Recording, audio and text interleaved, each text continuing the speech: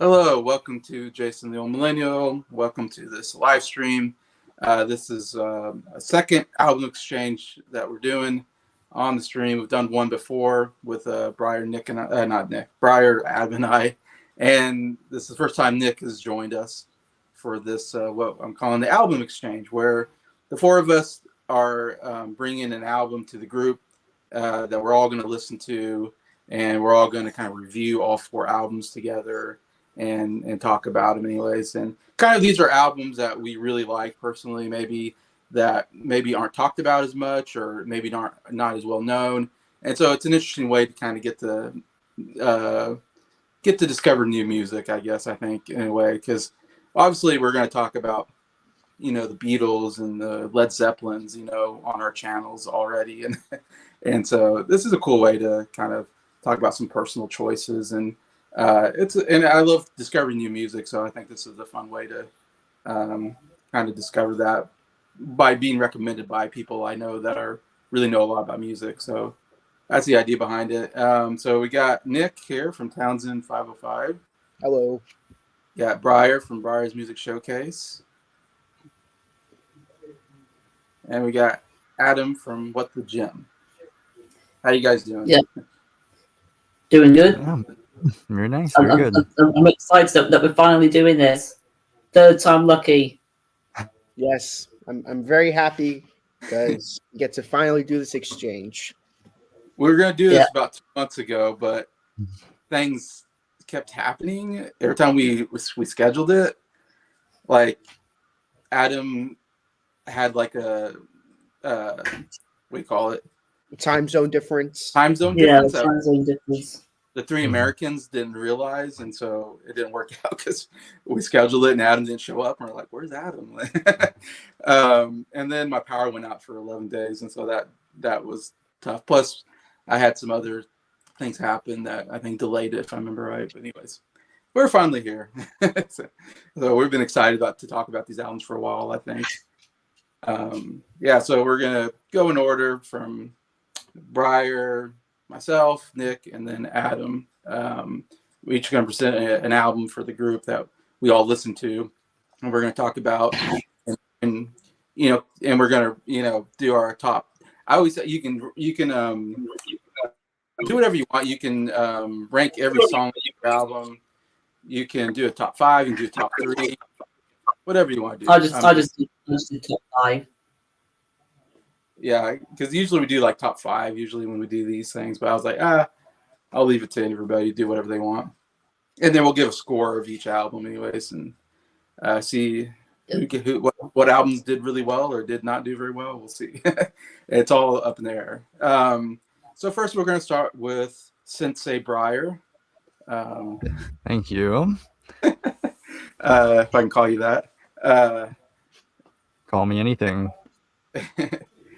And so Bryer, you first, tell us what album you picked for the group, and then background information and why you chose it and what you think about it. All right. Okay, so the album I chose was this album right here.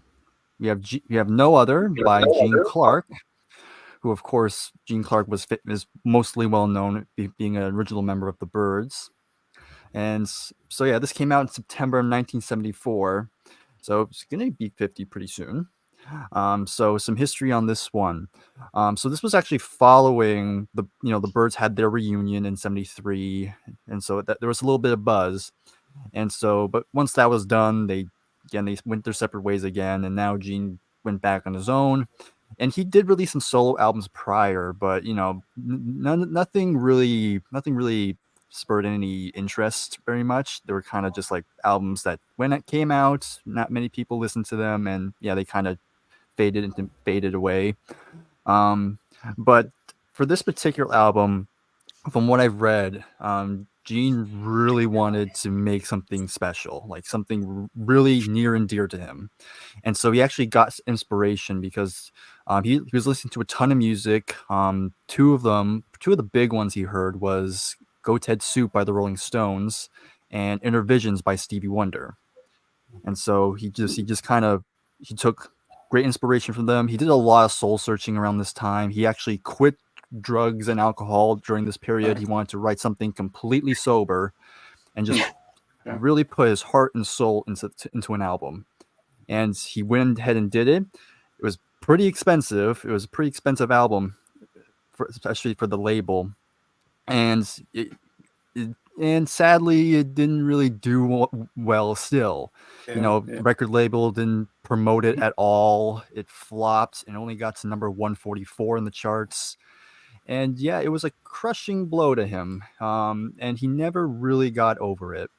And so he kind of spent the rest of his days he was still releasing stuff, but it's like something just wasn't there anymore. But over the years, like thanks to like recent reissues, like of course like CD copies. I know not too long ago they made like a deluxe edition of the album. And Okay. through that, it kind of helps the album kind of gain a much bigger reputation.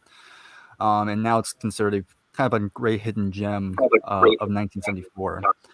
And Mhm. how I discovered the album was that it was like a couple years ago, maybe two or 3 years ago, where I was really starting to see more people talk about the album. It started appearing on different music channels, and people saying it's a very underrated. It's definitely worth a listen. And I knew the name Gene Clark. I was familiar with the Byrds, but I was like, let's give it a try. So I went and bought it, and yeah, I was very much impressed by it. I think the songwriting on it's very great. I think that the production's pretty well done as well, and definitely different than what you expect from Gene Clark, because this has different elements. There's country rock, there's a bit of soul, some R&B, even some gospel laden throughout the album. And it's only 8 tracks, so I'll quickly go through these. So you have Life's Greatest Fool, which is a pretty, they're talking about complexities of life in general. Very country sounding, have a very jangly sort of guitar sound.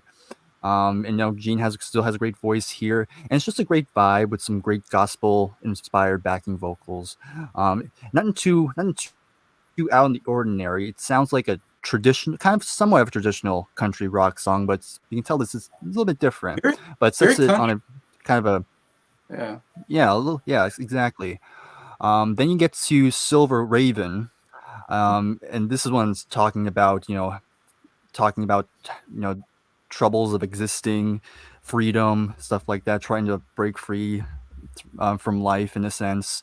And this one's again pretty great acoustic guitar playing here, some great bass playing on this one as well. The backing band on here is really top notch, and some more great backing vocals. Then you get the title track, where he talked about yearning on finding connection with people.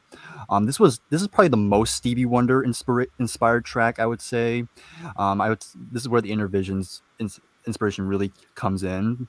Comes down to the keyboards, the sound of the bass, the percussion, and Gene has an effect on his voice, but there's a really good guitar solo on here as well. And there's a lot going on in it. Like it's a lot going on, but to me it blends really well together. Doesn't sound too cluttered. But then you get to probably my favorite song on the album, and that's Strength of Strings. Definitely has a much more kind of haunting, kind of darker tone, and which I dig. I love that sound. The lyrics are very poetic. And it just there's just a great build up into the chorus where Gene's really stretching his notes. You can really hear him really just pouring into the vocals, which again I really felt it. Some really great stuff, some great harmonies, just a very powerful track. From a Silver, I don't know how to say that last word, Pilal, I don't know. Yeah. But But yeah. I don't know.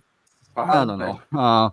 But this is another kind of song kind of dealing with sadness in a sense. Some great piano playing, backing vocals, another really good guitar solo. And fun fact, you have Chris Hillman also from the Byrds on mandolin on this track. So a little bit some help from his former bandmates. But really nice song. Then you have Some Misunderstanding. In another song about just searching for a meaning in life. Kind of going back to that country tone, but it's the longest song on the album. but there's still some great playing, some great guitar and bass. And again, Gene's holding his notes for longer. Just again, you hear the emotion coming through. And yeah, just another lovely track. True One. A song about staying true to oneself. Again, has a more definitely probably the more country sounding, because you have some slide guitar on here, which adds to the country feel. And it's just a good feel good track overall. And then it closes off with Lady of the North. Really nice closing track. Again, another great vocal performance from Gene. Some nice organ and violin in this one, and just brings the album to a great close. So overall, a very very great album with great emotion. It is a shame it didn't really do well on release, but it's good that it is starting to get a reputation these days.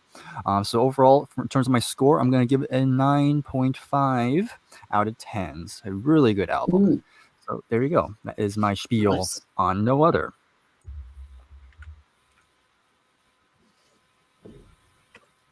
Did you say what like your favorite songs were? Oh yeah, sorry, I forgot that.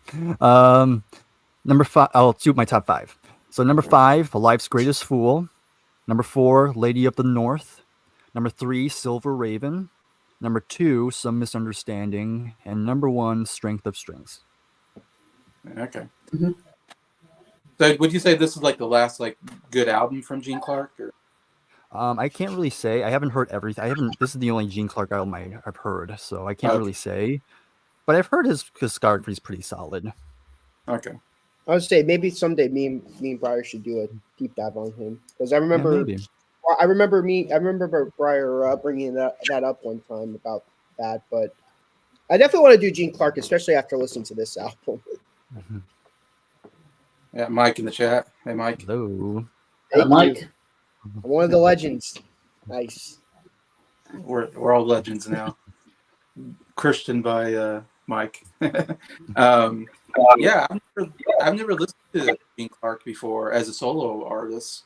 This is the first time being introduced, so which I've always I'm always fascinated by people that break off from famous bands and start solo work. And Gene Clark's not one that I ever hear anybody talk about. I can't say I've ever heard a Gene Clark song on the radio necessarily. Like I don't know they had any big hits after he quit the Birds.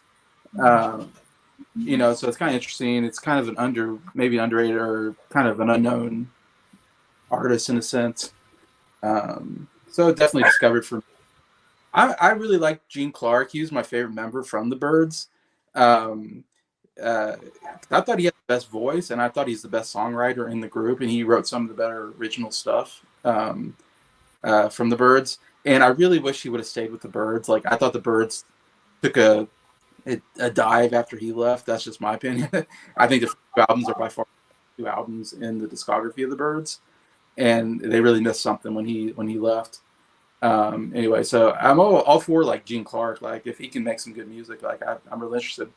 Plus, he went to high school in Bonner Springs, Kansas, which is like 30 miles from where I live. So I always think it's cool. I'm like, yeah, he's almost like a Kansan. He lived in Kansas for a little bit. Anyways, but overall, I think it was a solid album. Like I said, I think Gene Clark has a good voice still here, and I always really liked his voice. And like I said, I think it feels like he's tapping into different genres on the album. Like you were kind of mentioning, it was interesting. Go Ahead Soup and Intervisions to me was kind of a weird combination of information, but I guess good to him. I guess those are. I don't know if Go Ahead Soup is a great album, but Intervisions I know is like considered a great album. But yeah, overall I thought the songs were pretty good overall. I think they were maybe a little too long at times. Like there's a couple times where I was kind of like, okay, I think there's, and I even like some of them, but I'm just like maybe shorten the songs a little bit. I don't know. And there's not like necessarily like a song that really stands out that's like the super catchy song that I'm like singing along to necessarily, but overall I'm giving it an 8 out of 10 as a score. Like I said, I think it's a solid album from Gene Clark. my top three, I did a top three in honorable mentions. I'll say my honorable mentions are Silver Raven, No Other, and True One. So I think most of the songs are quite good. But my top three is number three, I put Some Misunderstanding. Number two, From a Silver File. And number one is Life's Greatest Fool, the opener, which I think was really, really good opener to the album. I think it's maybe the closest to what I think maybe he would do with the Birds. Like, it sounded more, it definitely had like a country feel to it, though, country rock feel to it or something to it. But I really dug that song. I thought that was definitely the best one. It's funny, I didn't even mention Strength of Strings, and that was like your top song. And that was a fine song, too, but I didn't want to put every song on my honorable mention. But yeah, so that was my take on it. Still a very solid album. My take on the album, I think this is a brilliant album. When I first heard this album, I was like, this is good. I thought it was decent.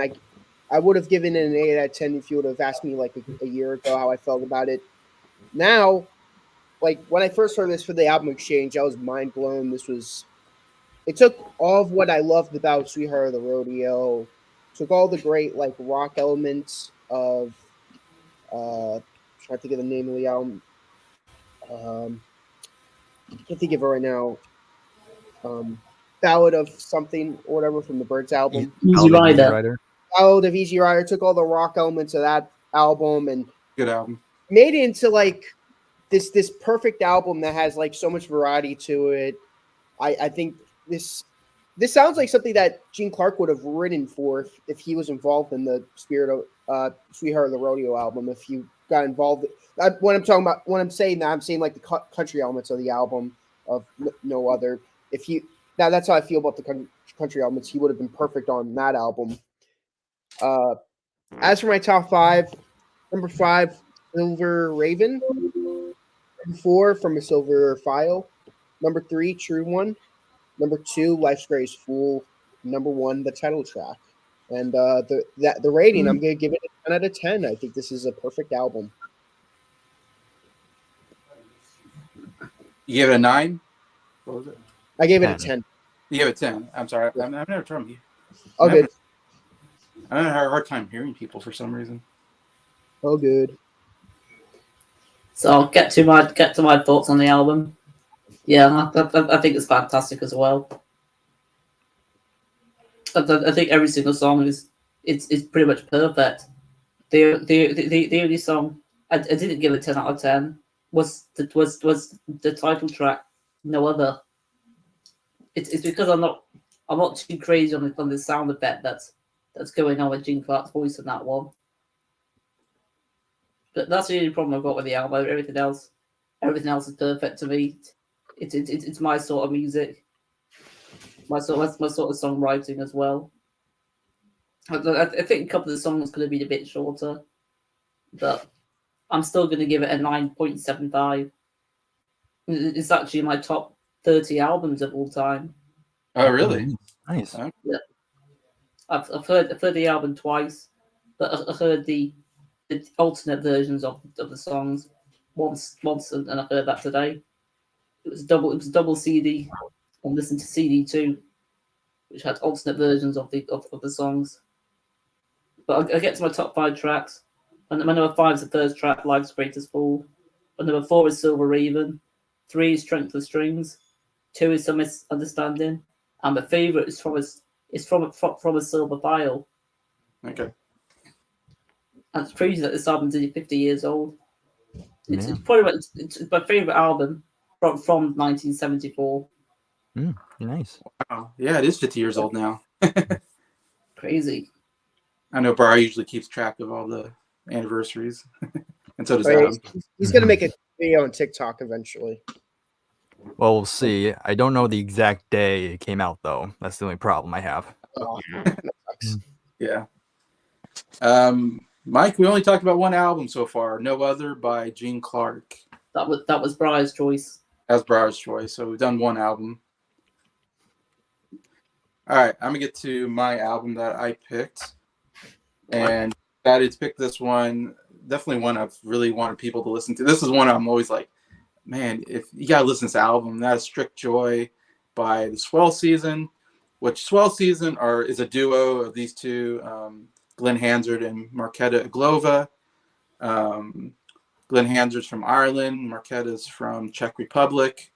Very interesting duo. And yeah, and if you've listened to my channel, this was my number 11 favorite album of all time, so it almost was in my top 10. That's how much I love this album. I've always, ever since it came out, man, I've just been on fire on this album. And it's not one probably people know much about because it didn't really get, I don't know if it got much marketing at the time. And, you know, it was one of those that just kind of came out on, like, when it came out, I bought it on iTunes, you know, put it on my iPod. So you bought it on your iPod. Yeah, that's the story. What is it? Is it iPad or iPod? And then everything went downhill after that. Yeah. But yeah. Oh, Famous last words before disaster. Well, before he goes back, at least we got through one album. I know, right? Well, Still go. before his internet goes back on, the average for the last album was 9.5 out of 10. There you go. That's a good score. That's pretty high. Yeah, I think it was a hit, which is great. I really like that album. Mm-hmm. It was probably my favorite of the 3 albums I heard from you guys. Mm. We might I was probably more. We might as well share our thoughts on this World season. Strict Yeah. Joy. Yeah, so I guess we'll go in the same order. I guess we'll start with me, I guess. But yeah, so overall, I thought that was a really again, I bought it, so that tells you. But yeah, I found out, of course, I knew this album because Jason did his video on it, and I was like, okay, might as well give it a try. Might as well give it a go. Just blindly buy it. Let's see if I hope I like it. And I did. So yeah, it came out in 2009. Yeah, it definitely has a very folk rock, sort of indie folk sort of sound. You know, for the most part, it just has a nice production to it. I think the vocals by I already forgot the main guy, but his vocals were pretty solid all the way through. And you know, the female singer, I think some strong stuff. I kind of would have liked to hear more of her though. I feel like she didn't appear too much, but when she does, when you hear her voice, it definitely stands out. So yeah, so there we go. Going into the songs themselves, for the most part, nothing too insane or anything. Everything just has a nice feel to it. It just has a good vibe for the most part. Some nice vocals, like I said, some great acoustic guitar playing throughout. And yeah, there are some moments where like songs like Feeling the Pull, like I can feel like a sort of Celtic sort of feel to it, which I dug. I know Kate Bush dabbles in Celtic, so I was kind of familiar with that sort of sound. Okay. But yeah, so that was nice to hear. Let's see what else. And you know, again, this is not like a rock sort of album, but when it does starts to pick up speed, that's when it starts to really catch my attention a lot more, especially when the drums are more prominent, and there's a faster tempo. So yeah. So overall, again, I don't have anything bad to say about this album. It just has a good one overall. So go to my top 5. Number 5, Fantasy Man. Number 4, High Horses. Number 3, Feeling the Pull. Number 2, Low Rising, the first song. And my favorite song is going to be The Verb. Definitely like the core. I think the chorus in that one was the one that really stuck out. And there's some nice mandolin on that track as well. And it's a song that kept growing on me. I think the first time I heard it, I thought I was going to give it like a 7.5. But the more you hear it, it starts to grab your attention more. So right now, I'll give it an 8 out of 10. So it's still a very solid score.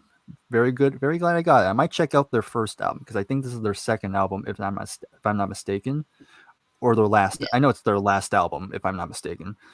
And I know Jason says that they're planning on making a comeback. So we'll see how that goes. But yeah, overall, very very positive experience. Okay, my thoughts on the album. I thought it was a very pleasant album. When I first heard it, I was like, "Wow, this is very, very pleasant." I love the production on it. I think both male and female goes well together. I'm a sucker for when a male and female singer get together. Uh, Two big points on that is ABBA and the Mamas and the Papas. Those are like the big examples of that. I love it. I love when the opposite genders like come in full force together and make an album together. This is no exception to that. This is another example of just how a female and a male could just make a great album. And I had a blast listening to this. There are some songs I'm not as into, but I feel like will grow on me immensely. As of now, this album will get a 9 out of 10. I really like the production on it, and this is an album that's potentially going to become a 10 out of 10 for me. For my top 5, I'm going to go with number 5, The Verb, number 4, High Hopes, number 3, Low Rising, number 2, The Rain, and number 1, Feeling the Pull. So after you said that Kate Bush does that style, I'm like, I'm excited for the Kate Bush series now because I really like the song. Oh, Yeah, 9 cool. out of 10 for me. Yeah, I'll get my thoughts on the album. And another fantastic album for this exchange. I thought it started off brilliant with Low Rising, feeling the pull in these arms. A couple of those songs are in my top 5 from the album. That's Jason. Am I back? Yeah, you're back. Yes. Yeah, absolutely that. Okay. I also think The Rain's really good. Fantasy Man and Paper Cut. Yeah, I think it's a fantastic first half of the album. I think that the second half I didn't think was quite as good, but I still did really enjoy it. I really liked High Horses and the Verb. I thought was very good. I Loved You Wrong. I love the Conkers. They're both really good songs. And you finished with Two Tongues and Back Broke. So yeah, I think overall it's a really good album. Maybe it could be 10 tracks instead of 12. It does feel a little bit long after a while. But yeah, I'll get to my top 5 tracks. My number 5 is I Love You Wrong. My number 4 is Feeling the Pull. 3 is Two Tongues. 2 is Paper Cup. And my favourite is In These Arms. And I give the whole album Great. a 9.5 out of 10. So since you were out, Jason, I gave it a 9 out of 10, and Bryer gave it an 8 out of 10. And I give it a 9.5. Okay. I really- So you guys reviewed it already? Yeah. I wish you were here because I was praising that. I was praising this album a lot, and I said, Oh, man, so I'll have to rewatch it just to see what Yeah, happened. probably my main point is that this is potentially going to be a 10 out of 10 album at some point for me if I listen to it enough, which I will be listening to this album more. This is a great album. Yeah, and That's Jason good. Jason bought me it on CD. I've got it behind me on CD. There it is. Oh, cool. Yeah. Yeah, I bought it for you. That's right. Jason bought me that, yeah. Yeah, that's like, yeah, because like, man, if there's one album, No, I wish more people would listen to, it's this album. Just because it's a little more obscure of an album. It's not like a big named group, and they only done 2 albums, The Swell Season and then Strict Joy, and then they haven't done anything since. And this has been since 2009. But I guess I'll continue what I was saying about the band. you got it on But your yeah, iPad.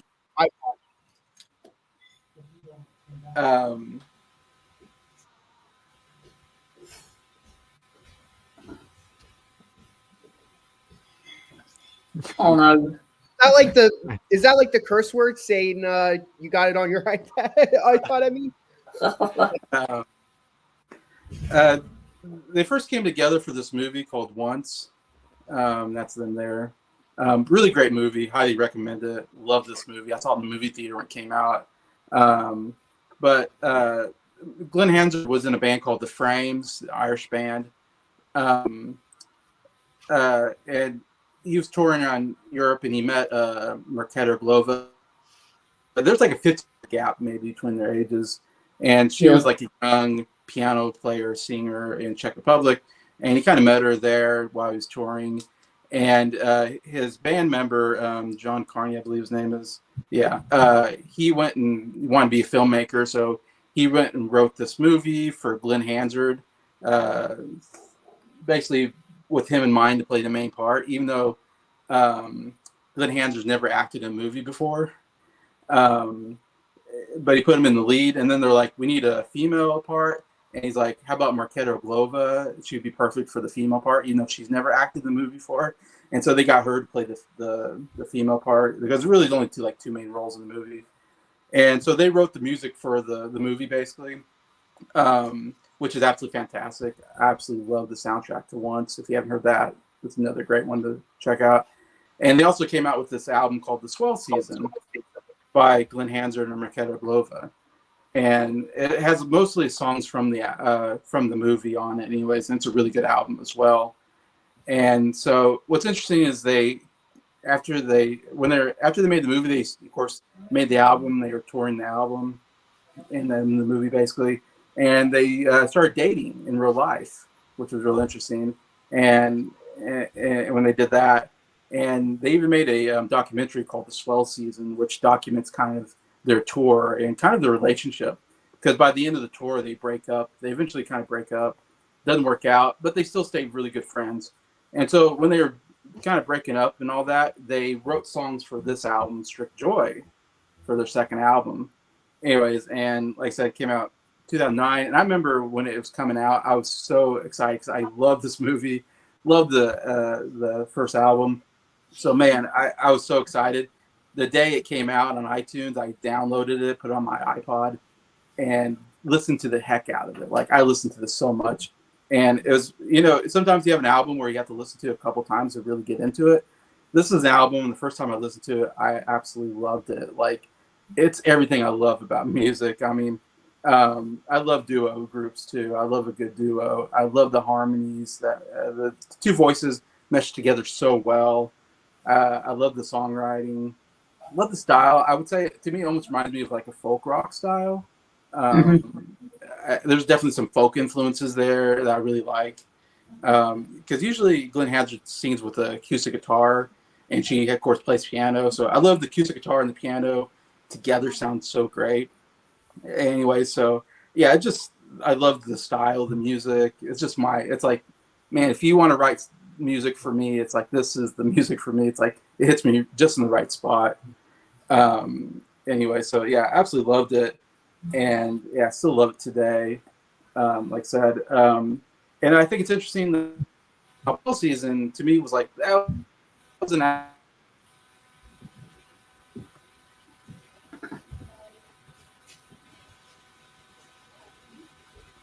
still amazing and somewhat haunting at times, I think, on some of the songs like Fantasy Man and I Have Loved You Wrong. I mean, there's some, Two Tongues. I feel that, part of them falling out of love on this album, which is very interesting. And unfortunately, they haven't done any more albums, but they have toured recently. They toured in Europe together. So they're still getting together and touring, which is awesome. And I hope they come out with another album. Personally, but yeah, so obviously I love this album so much. It's a 10 out of 10, easy 10 out of 10 for me. Absolutely love it. And I mean, it's funny, it's so hard to come up with top three. I love like every song on this album. For me though, number 3, I'm going with Paper Cup. Number 2, In These Arms, definitely to me the most catchy. That I was born to hold you in these arms. Oh, it's so beautiful. Such a great chorus there. I think a lot of people love that song. That's a big one for a lot of people. And then number 1, and Nick knows this because I've mentioned this on his channel, Two Tongues. I had him listen to this song actually on his channel. Absolutely love that song. And I love the whole idea of two tongues. I think it means, you're saying one thing and then you're lying or saying something else. That's the two tongues. You're kind of deceiving somebody, I think is what it means. That's what I take it as. And man, I love the bass on here. It's so great during the chorus. But man, the voices sound so great together. Just amazing music, in my opinion. One of my favorite songs from them as well. definitely. But for honorable mention, I put down everything else. I couldn't choose what to put on my honorable mention. I was like, every song is just absolutely amazing on this album, in my opinion. The thing meant there was actually a song called Everything Else. I was thinking, that's not new. Everything else is my I don't honorable remember that track. Did I miss one? mention. That could work as a song. I can see them making a hit out of that. But yeah, every song on here is like an honorable mention. I think, in my opinion. I think my top three, I think, is similar to what Adam had just hearing his list. So I was kind of happy with his top five, whatever. I was like, yeah, that's. But again, almost every song is like could be my top three. They're so good.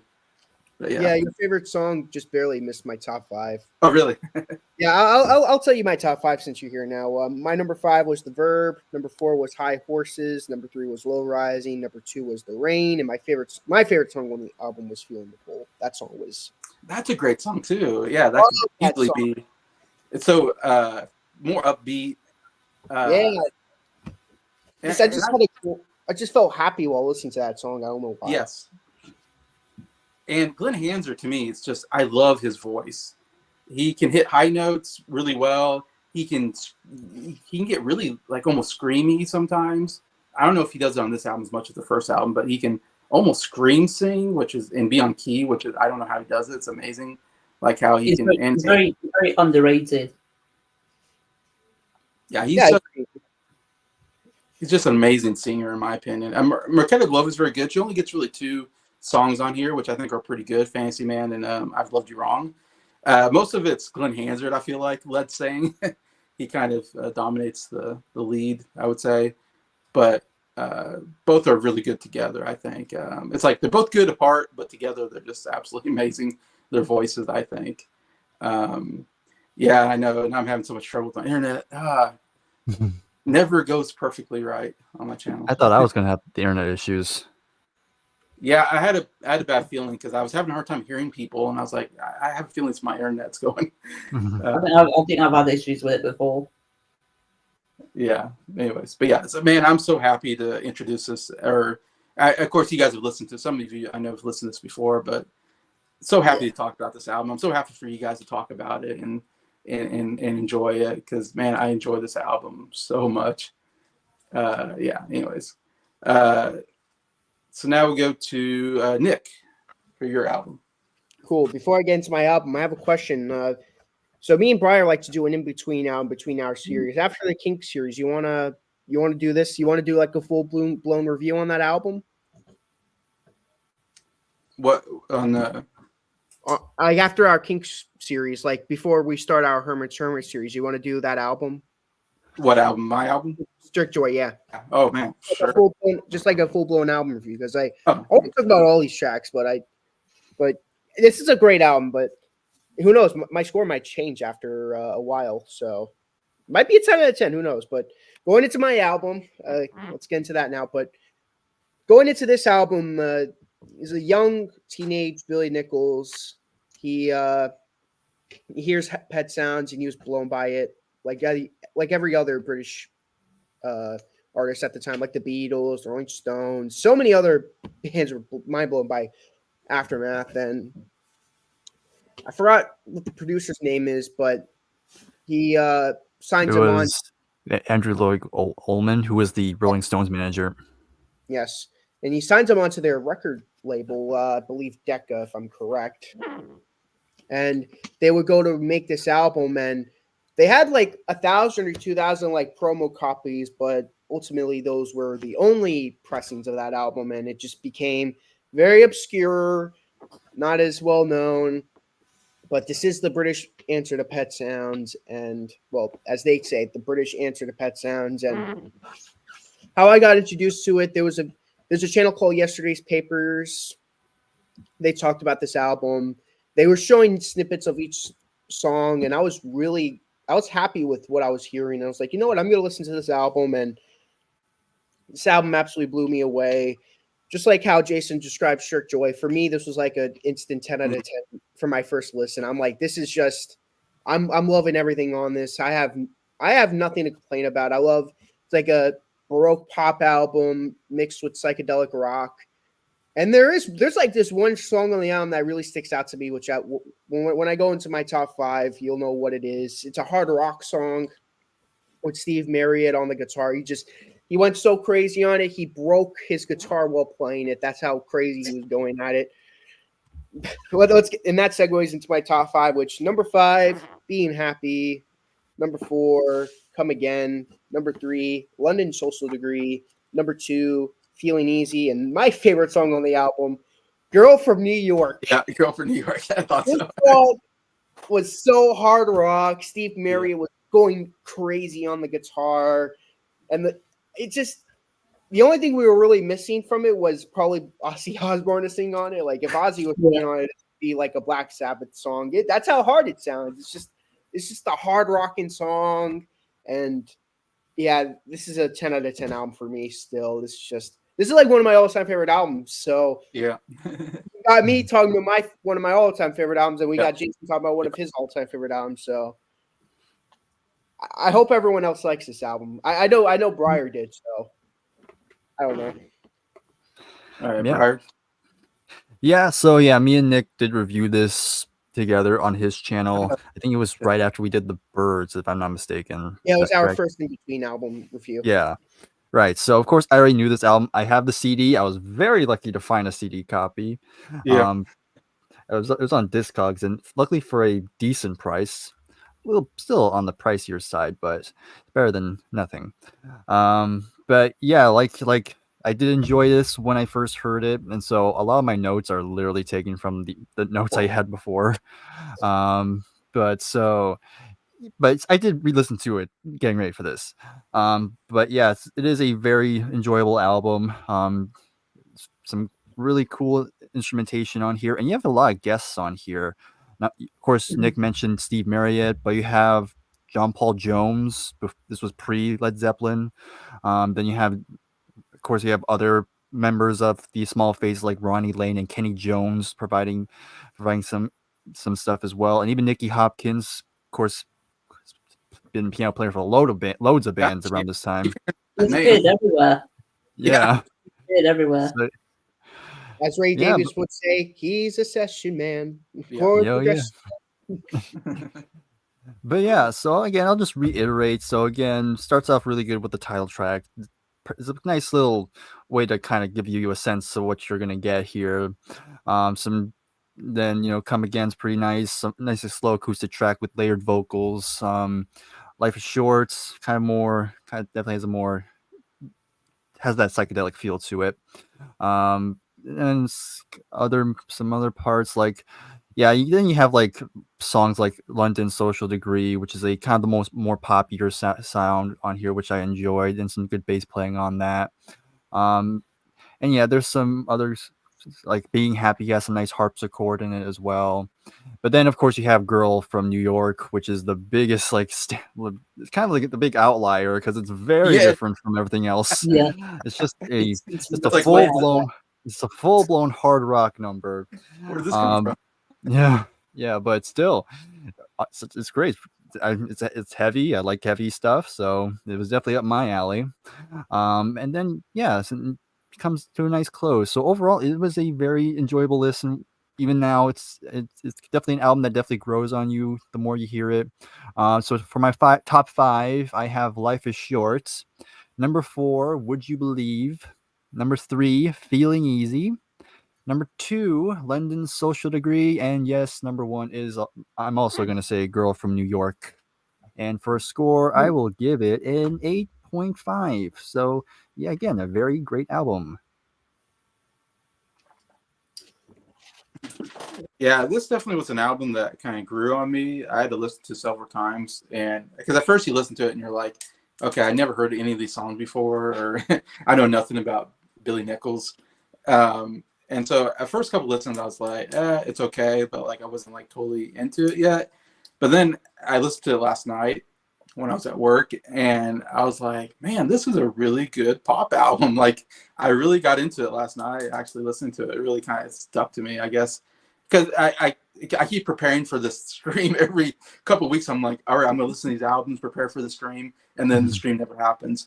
So then I don't listen to the album for a couple of weeks, and then I'm like, okay, now I got to prepare again for album exchange, you know. And so every couple of weeks I'm listening to this album, and like I said, yeah, it grew on me to the point where I'm like, this is a really good pop album. And it's funny because I never heard of Billy Nichols, never heard this out. Oh, I mean, I've heard of him just because Nick mentioned him a while ago. I've heard him mention this quite a bit, so I knew this was one of Nick's favorites albums. So I was like, okay, I never heard of anything of this Billy Nichols guy, or never heard anybody talk about this album before until Nick mentioned it, which is interesting because I don't think he's done anything else that I know of besides maybe this album. I don't know. He has more albums, but I heard the follow-up album. It was like a lot later after this one. It's okay, but I think this is like his peak album. I wouldn't recommend going anywhere else. Yeah. If you want to, you could, but I personally wouldn't recommend it. Yeah. To me, this was just an easygoing album. Like, it just had a really easy feel to it. I don't know how to explain it. Just each song you get into it, and you're like, oh man, there's just a really fun or just really easy feel to it. I don't know how to explain it anymore. There's some harmonies in there, really good. Yeah, the first song, it says Small Faces on it. I think it's the only song I saw on Spotify that says Small Faces. So I'm like, oh, okay, so there's some members from Small Faces on here maybe. And I guess Bryer mentioned it, so I was like, okay, that makes sense. There's a couple songs that I thought were really catchy. That I was like, all right, I love this 60s catchy pop music. I love that kind of stuff. So I'm like, yes, this definitely hits me right where I like 60s music in a sense. And there's some Baroque pop. And at least one song I remember, I was like, oh, there's some Baroque pop thrown in here. That's I cool. believe like Social Degrees, what you're talking about. Yeah. So I love that. And then you get the Girl from New York, and all of a sudden it's a psychedelic song, and they're like, what? Like, where did this come from? But it was really cool. I like the songs. I love the guitar. Yeah, really heavy guitar on it. Of course, in '68, you're getting to starting into heavy psychedelic music at this point. And guitar. I mean, Led Zeppelin hadn't come out yet, but the Yardbirds are out there. But Led Zeppelin, Cream, I think, is out there by this point. But yeah, so you're getting harder music at this point. So that makes sense. Like Bryce said, it's kind of an outlier. You're like, this doesn't fit the rest of the album, but I don't mind it. I like it quite a bit, anyways. But overall, I'm giving it a 9 out of 10. Yeah, this grew on me to the point where I was like, yeah, this is definitely a really good album. That definitely underrated. People should listen to it. Yeah, definitely seek it out, I think. Especially if you like if you're like me and you like 60s era music. It's really good. Honorable mention. I have a couple. I have quite a bit of honorable mentions here. There's a lot of good stuff. Feeling Easy. Girl from New York is in my honorable mention. Life is Short and Daytime Girl. Then my top three. Number 3, I put Would You Believe. I thought really good, really catchy. Would You Believe? Like really great. Number 2, Come Again. Again, it's so catchy. Like that was one that really caught me right away when I heard it. Definitely had a great 60s catchy sound to it. And then number 1 for me, I think everybody else so far has kind of mentioned the song, is London Social Degree. Is to me the real highlight of the album. And I just there's like this I don't know. Yeah, I love that. But I'm like, wow, I love that. This high pitched instrument that goes throughout it, and I just love the chorus. London Social Degree. Like, oh my gosh, like I was singing along to that. Like that's definitely a good sing along song, I think. And like I've already said, it's maybe the more popish, and so that's why I like it so much, because I was like, I love this poppy, catchy sound. And it definitely felt like this could have been like a hit song on the radio. Might have been my favorite song when we first reviewed the album, but really? revisiting the sound for the review, I'm like, Girl from New York really stuck out to me. The previous list, and I'm like, I don't know. But I agree with you. It is amazing. Yeah. So, yeah, that's my feelings on it. Well, I'll get to my thoughts on it. Well, I'm just going to say I'm going to give it the same rating as Jason. 9 out of 10. Yeah. I think it starts fantastic. Would You Believe and Come Again? They're both in my top 5 songs from the album. Life is Short is brilliant. Feeling Easy has just got a very relaxing feel to it, and that is actually my favorite song on the album. Okay. I also love Daytime Girl, but you've also got the coda for Daytime Girl as well. Yeah. I'm not sure why Bryer's a coda, especially that. like for the song. It just never made any sense to me. But the second half of the album, I don't quite like as much. I still think it's pretty great though. London Social Degrees is one of the better songs on that side. I wasn't too crazy on Portobello Road. It was probably the least favorite track on the album. I still liked it though. I thought Question Mark was pretty great. I just thought Being Happy was pretty great as well. Girl from New York is probably my favorite song from the second side, and also ends pretty good with It Brings Me Down. And I'll get to my top 5 songs. But number 5 is Daytime Girl. 4 is Life is Short. 3 is Come Again. 2 is the title track, Would You Believe? And my favorite is Feeling Easy. All right. Wow, we all Team Bryer, we all kind of had different favorite songs on this. Yeah. What's the average on that album then? What was that? What's the average for that album? The average is a 9 out of 10, and the average for the album The Strict Joy was also a 9 out of 10. So far, Bryer's album was winning. What was Breyer's? I guess did we do that? 9.5. Gene Clark. 9.5. Yeah. 9.5 that one. Oh, okay. Wow. So I'm gonna get to my album. Yeah. The latest albums. Yeah. It's Defiance Part 1 by Ian Hunter. He was the front man for Motley Crue back in the 70s. Mm-hmm. But recently, Defiance Part 2 is released. I've still yet to hear it. I want to get it on vinyl, but it's really expensive. Probably, yeah. Record store day. I think it was a record store day exclusive. Mhm. So I'm waiting for it to go down in price to buy Part 2. But yeah, I think Part 1 is a fantastic album. I think it starts off fantastic with the title track Defiance, Bed of Roses, and No Hard Feelings. Those 3 are all my top 5 songs of the album. So I think it starts brilliantly. Pavlov's Dog, I'm not too crazy on. I still think it's really great, but it's not one of my favorites off on the album. And then the first side ends with Don't Tread on Me. I think it's a fantastic rock song. Then you got the second side. I can't pronounce it. It's like Guernica. Yeah. Yeah, something like that. Yeah, I think that one's fantastic. Yeah. I also really love the song I Hate Hate. Mm-hmm. That was an interesting one. I hate hate. Yeah. I also loved the song Angel. And I thought that one was really good. It's one of the ballads on the album. And then you got the song afterwards, which it's probably my least favorite song on the album, and it's called Kiss and Make Up. And then the album ends with this is what I'm here for, which I think it's a fantastic way of closing this album. Yeah. I'll get to my top 5 songs, and then my number 5 is the title track, and my number 4 is Bed of Roses, 3 is Guernica. I think that's how you pronounce it. My number 2 is Angel. And my favorite song on the album is No Hard Feelings, Yes. which also features Johnny Depp and Jeff Beck on the song. It's got all sorts of different bands and artists on this.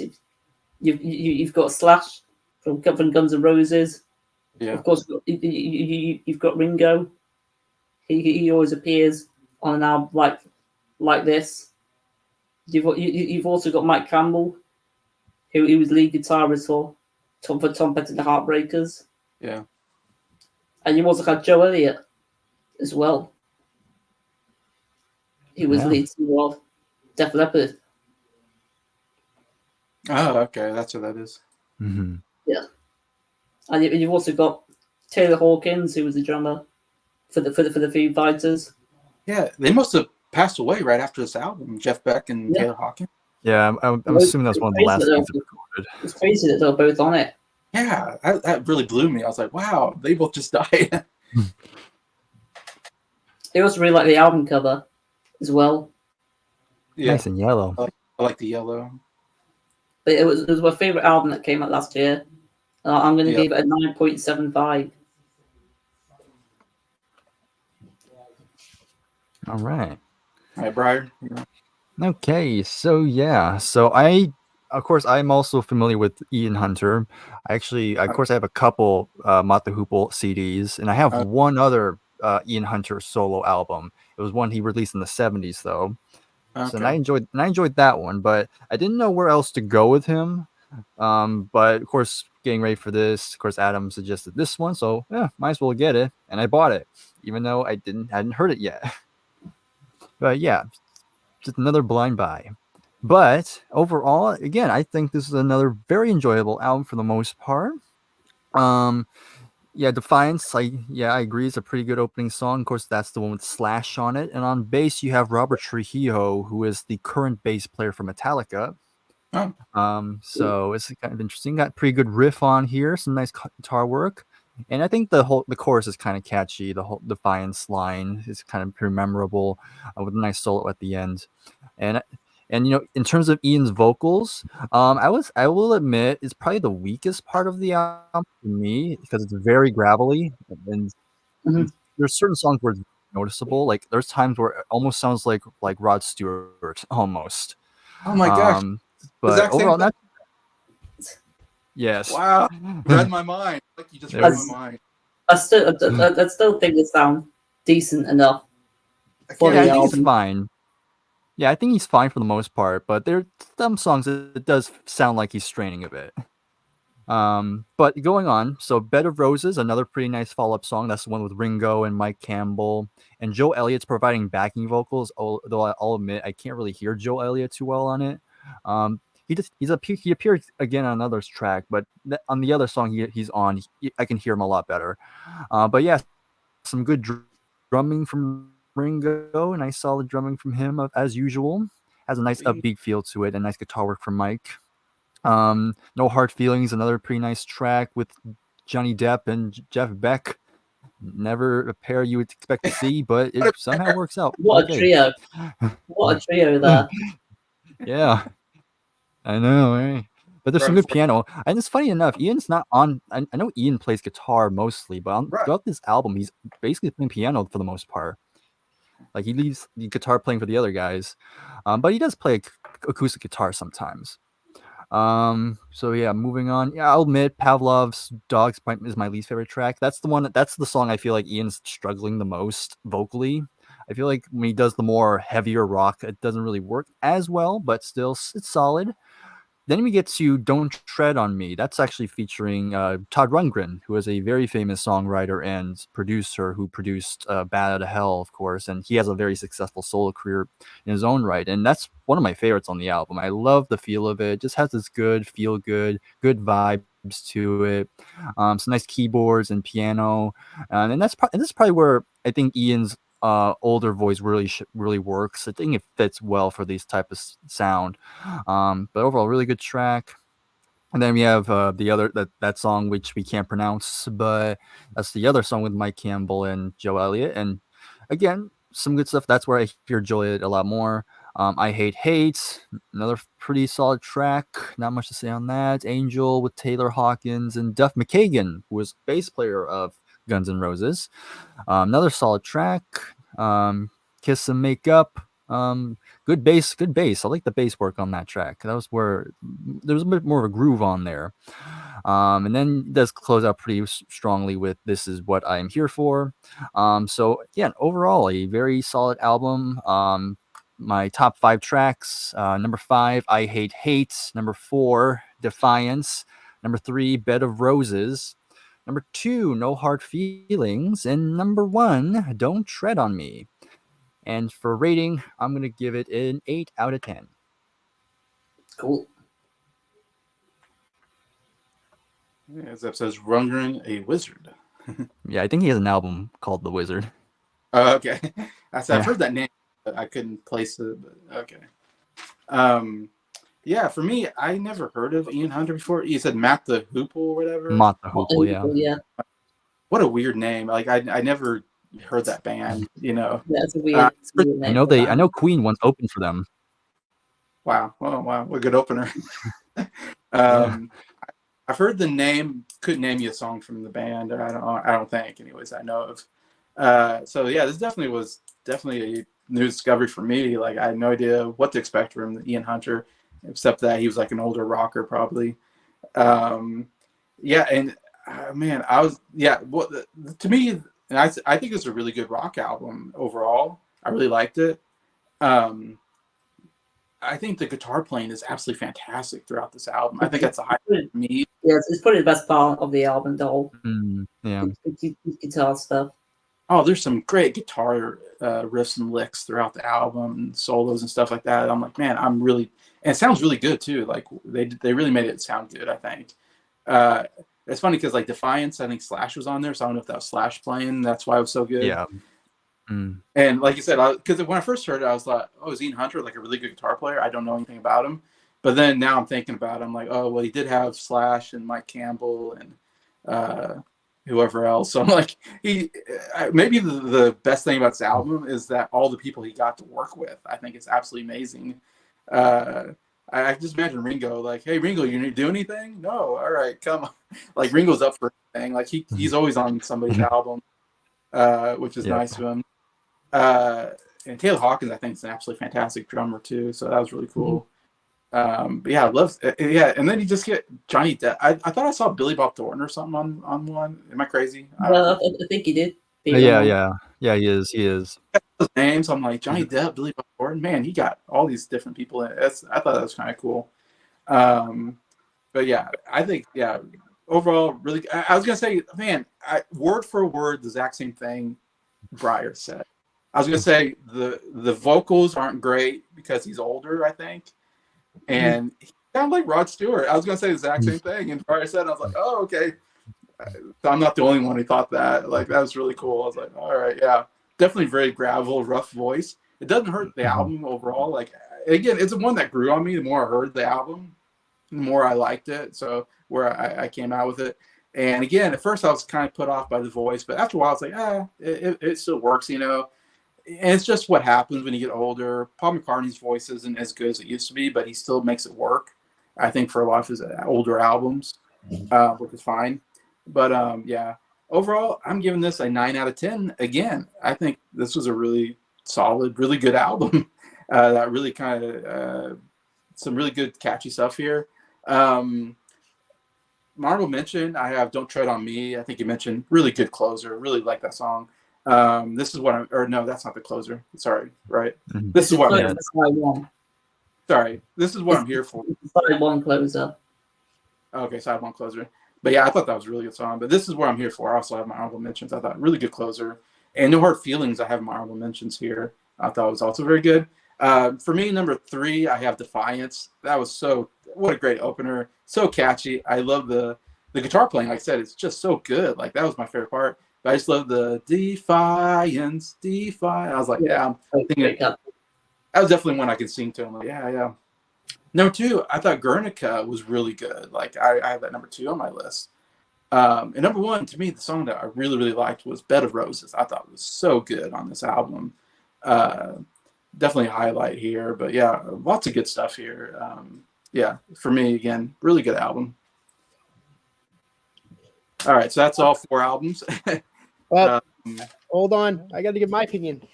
Oh, I'm sorry. I'm stupid. Sorry. It's been a long morning. Yeah. Yeah, sorry. Yeah, definitely give your opinion. Well, I like this album. It grew on me. It's a good album. I could see this album going a little higher on the score, but I don't really see myself giving this a 10 out of 10 per se. The style is good. I respect it. I really like the vocals, but as of now, outside my top 5, I don't really besides my top 5, I don't really find anything memorable, in my opinion. Like I like the top 5 a lot, but outside of it, I don't really. It's good, but just not as strong. Before I give my top 5, I did give this an 8.5 out of 10. The average was 8.75 out of 10, so definitely rated the lowest, but still a really strong score for me. But my top 5, number 5, Guernica. I agree, Jason. This is a great song. Number 4. I'm the only one who really likes this song. Pavlov's Dog. I really Yeah. like this song. This is like a strong song for me. I was surprised that everyone wasn't that big into it. I was like, really? This is everyone's least favorite? I'm like, okay. Like, I guess we have to agree to disagree on that. Number Yeah. 3, Bed of Roses. Number 2, Kiss and Make Up. And my favorite song on the album. Yet again, me and Bryer are agreeing on the favorite song. Don't Tread on Me. Don't try me. Yeah. And again, like I said, 8.5 out of 10. Dragon went by the name TRI. I have no idea. Is this like a Prince situation again? I for interactive. Okay. Todd Ruggan Interactive. I've got a big question. Yeah. Would you all listen to Defiance Part 2? I'm down to it. I might. If it's part of the album exchange, I wouldn't mind doing it again. Oh, Well, I think we're getting one to choose a different artist. yeah. I probably wouldn't listen to it on my own, but if it was an Yeah. album exchange, I wouldn't be too upset about it. Yeah. So, yeah, as Nick said, Defiance Part 1 got an average of 8.75. Would You Believe got an average of 9. Yeah. Strict Joy got an average of 9. And No Other guy at 9.5, which I Why is the winner? I was the only one that wasn't as high as everybody else on that one. That's interesting, but still got a really good score. So overall, pretty good, darn good scores for all 4. So that's great. That's what I like to see. You know, I like that we like these albums for the most part, anyways. But yeah, so that's our album exchange. Second one, it's in the books. we did it, even though Finally got there. I was in and out, so I have to rewatch this whole thing again. But really, I mean it so much. I'm so happy you guys are doing this with me. I really love doing it. Yeah, I'm excited for the next one. This is kind of my excited too. And I'm glad. Yeah, this is real fun to kind of exchange ideas. That's what it's all about, exchanging ideas and and our loves for music. Anyway, so yeah, really great. We'll do a third one at some point when we get around to it. In the next couple of months, probably. What's that? In the next couple. Yeah, it'll be the summer album exchange. Yeah, and so we'll do that offline, and we'll talk about that next time. But thanks, Nick, Bryer, and Adam, and from all of you. I hope everybody has a good weekend, and see you next time. Thanks for watching.